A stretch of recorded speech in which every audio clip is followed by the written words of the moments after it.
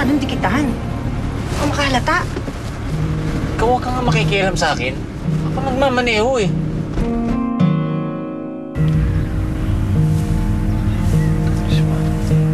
Mami? Si Mami yun ah.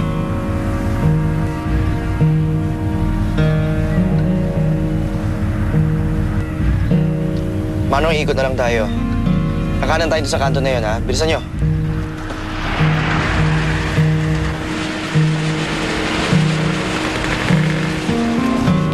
Sabi ko sa'yo, makakalata yan eh. Alas mo, dali.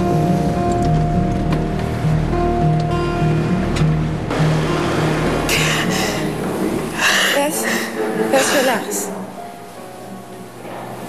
Okay?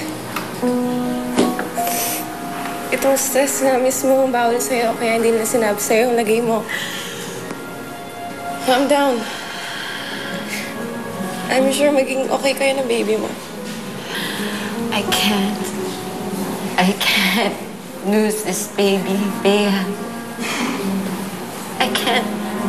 Hindi pwede. Hindi lang ako ang masasaktan. Pati si Darwin.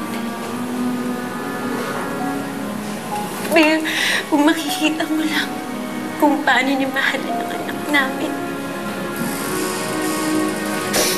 Ibang-iba siya kapag kausap niya si baby.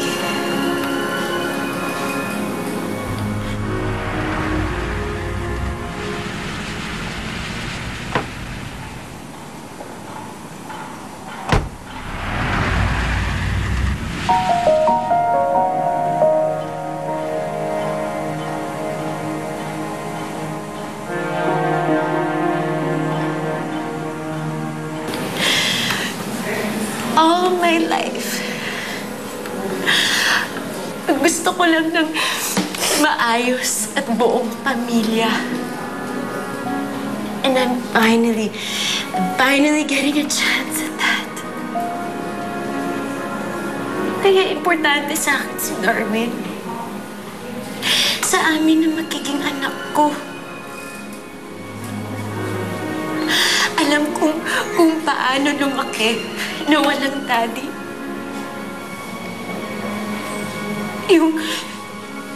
Yung pakiramdam mo, pinipilit mong maging kompleto, pero alam mo, may isang parte ng buhay mo na nawawala. Ayokong danasin yun ng anak ko, Bea.